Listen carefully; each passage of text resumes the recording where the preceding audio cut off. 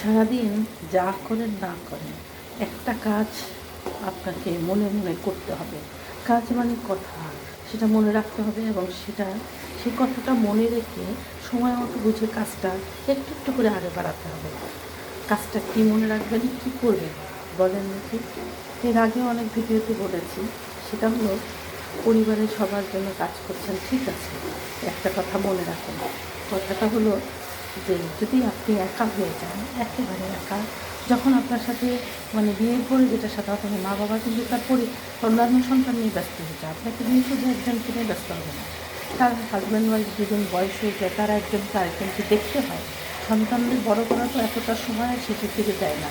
তো আপনি কী করবেন, আপনি যদি আপনার থেকে সরে যায় বা তারা নিষ্ক্রিয় হয় অনেকটা, আর যদি স্বামী নিষ্ক্রিয় হয় বা স্বামীকে বলছি যদি স্ত্রী নিষ্ক্রিয় হয়ে যায়, আপনার পাশে নেই, সন্তান পাশে নেই, সবাই নেই, দূরে সরে গেছে, তখন একদিনই আপনার পাশে থাকবে, সেটা হলো আপনি নিজের পাশে থাকবেন। সেটার জন্য তৈরি হন। যদি কখনো একা হতে হয় তাহলে কীভাবে আপনি চলবেন, কখনো ভেবে দেখেছেন কি?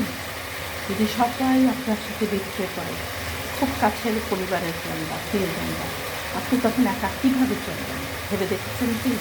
প্রস্তুতি নিয়ে রাখুন।